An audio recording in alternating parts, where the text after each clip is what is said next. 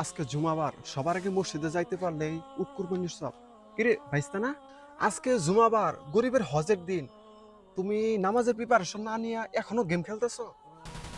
হসা হসা যেমন তো ম্যাচটা শেষ করি। দূর মিয়া, আজকে একটা বরকতি দিন। আজকে জুমাবার এমন একটা সময় আছে যে সময়ে দোয়া করলে সাথে সাথে আল্লাহ সুবহানাহু ওয়া তাআলা দোয়া কবুল করে নেয়। আর এরকম একটা বরকতপূর্ণ দিনে তুমি খেলতামাশায় মগ্ন।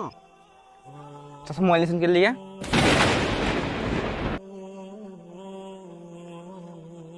বিয়াদব পোলাপান, আদব কায়দা বলতে কিচ্ছু নাই। আরে রাফি কি বড় ভাইয়ের সাথে বিয়াদবি করলো নাকি? রাফি, দয়া করে একটু গেম থেকে বের হ। কে কি হয়েছে? দেখ রাফি, বড় ভাই তোর ভালোর জন্য একটা উপদেশ দিল, আর সেটা তুই অমান্য করলি। অমান্য কই করলাম? দেখ ভাই, শয়তান একটা হুকুম অমান্য করার জন্য ফেরেশতাদের লিডার থেকে শয়তান হয়ে গেছে। আর আমরা তো কত হুকুম অমান্য করি। ভাই আমার ভুল হয়ে গেছে, তুই ফোনটা রাখ, আমি এখনই পাঞ্জাবি বই আসতেছি। আমাদের সমাজে এরকম অনেক সন্তান আছে যারা শুধু শুধু সময় নষ্ট করে।